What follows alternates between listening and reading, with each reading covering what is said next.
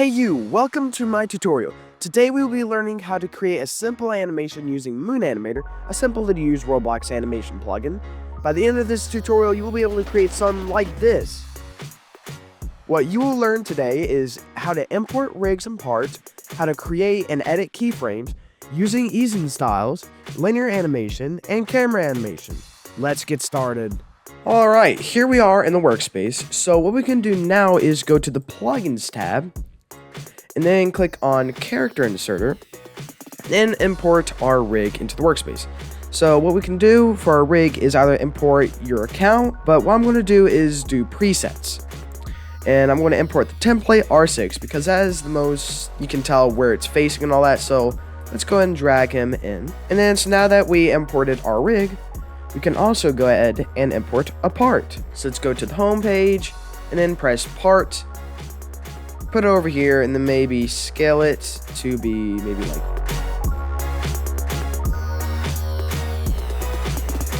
and there we go. Now we have our part.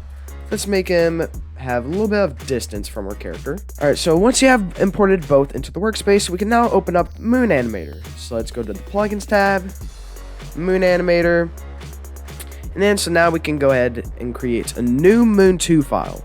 Click on that, and then we can go ahead and import both of them into the timeline. So let's click on the plus icon, and then locate where your parts are, or rig is. So I can click on here, and as you should see, there's properties. So I want to make sure rig is selected, and then press OK.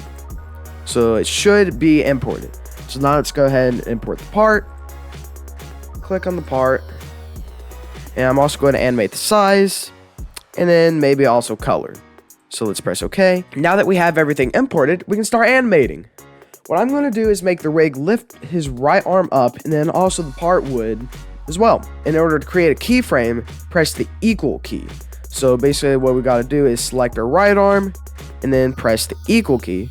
But also, if we want to have a keyframe for the entire rig and part, we would select the entire rig, and then press the equal key. So then as you can see, there's a keyframe for every single part. So we can also do the same for the part. So let's go click on properties, press the equal sign. So now every single animatable limb and cube has a frame. And then so let's just say we want to do maybe 1 second in. That's whenever his arm is fully lifted up. So you should see there's 30, 60, 90, 120 and all that. So let's go to 60. Frame 60 is 1 second in. So then right here, let's also create another group of keyframes for each thing, and then let's start animating. So then now what we can do is make his arm lift upwards. So let's rotate this part, and then also what we can do is press R to change the mode, basically from positioning and rotating. And same with space. If you press Y, it changes from local, which basically means the Y position is this. If you press Y again, world, that means Y is positioned how the world is. So we can go ahead and move this how we want. So I say we can move it like this, rotate it a little more, change it back to normal, and there we go. We should see his arm rotates. So what we can do as well is also animate the body just to make it have more, not as stiff. And then what we can also do is press B. That creates an onion skin, which as you can see, there's this little red layer. That is basically where the position was previously. So let's go ahead and animate the legs. And also basically the onion skin is useful for if you want to keep the feet in the same position like so. Helps with that. So let's go back to frame 60. And then what we can do as well is animate maybe the head and also animate the left arm. So now we got this animation. It's pretty simple. If you're all the way in the beginning of the timeline, maybe you want to just jump to the frame 60. You can press K to jump to the next keyframe, or J to go to the previous keyframe. That way you can quickly navigate instead of go to the next frame manually like so, because that takes a little time because you have to, you have to make sure you get the right position. All right, so using our little method to jump to the next frame, we can jump to frame 60 for our part. So now we can go ahead and move our part. So let's press R to go to positioning and maybe move it a little upwards. So I say maybe around here is good. So let's go back, press space to preview our animation. Looks pretty good so far. But I do think that it seems a little robotic, so let's try adding an easing style. So let's go ahead and highlight all of these frames by holding the left click. And then you should see it's all selected as blue. So in order to be able to edit the keyframe, we can press 7. 7 opens up the edit keyframes menu. And it should be on either one of these. I think usually it's on this one. Press ease if it's not on this already. And it should open up this menu. So what we can do is do the recommended easing style quad, but maybe we want to do in and out. So here's what it looks like. I say it looks pretty good. Or maybe we could do in for the next thing. So here's our animation so far. Looks pretty good so far. For the next bit, I want the part to kind of shake a little bit before like scaling upwards. So what we can do is create a frame. So press C frame, press equal. Maybe just do all for every single part, so that way it doesn't modify anything. And then select the C frame, these two frames. If you want to animate in between these frames, instead of having to manually add the shake effect, you can press Shift K to open up the fill frames menu. So then you can edit properties such as like a little wiggle effect and all that. And then, so as you can see, if we just press OK as it is already, it should start rotating. So what we can do is, just so we can remove this, we can press Shift Z. It's basically undo an action. So let's go ahead and reselect these, Shift Z, maybe edit the positioning a little bit. And then let's preview our animation so far. And there we go. So then maybe for the next 30 frames, we can make it scale upwards. So then now let's go ahead and edit the size property and also the color. Let's do that as well. So for the size, press 7 and then click on value if it's not in here already. You should see vector 3. These are the scale properties. So if I set this to 1, you should see it shrink down. So let's preview the animation. It looks like that. And then what we can also do is modify the colors. So let's go and try that out. So you should see this little circle. If you click on that, it should open up a little color picker, which is pretty cool. So maybe I want it to turn green. So let's just do a nice bright green color. Just press OK. OK. And then it turns green.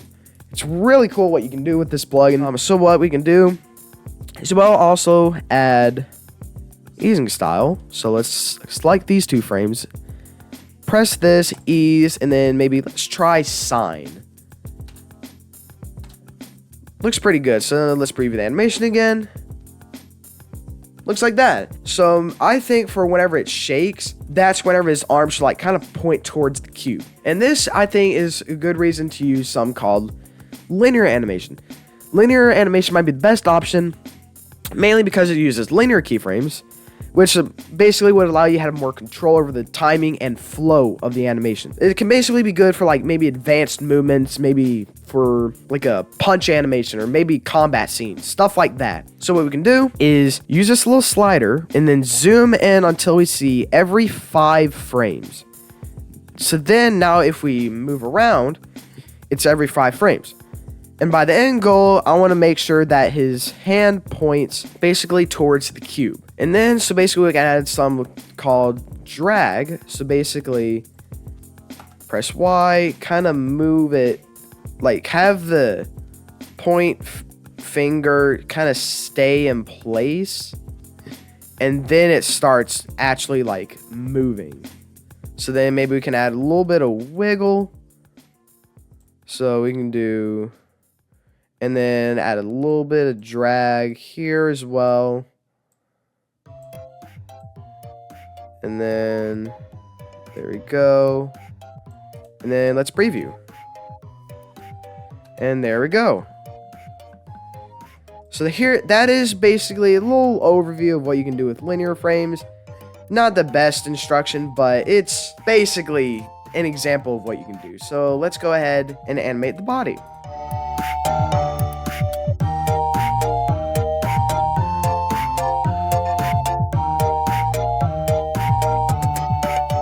It's not much body movement, but it's kind of just enough. because he's not really forcefully doing it. Like I said, just enough. So what we can do now is press B for the onion skin, and then kind of move the legs to fit within the onion skin again.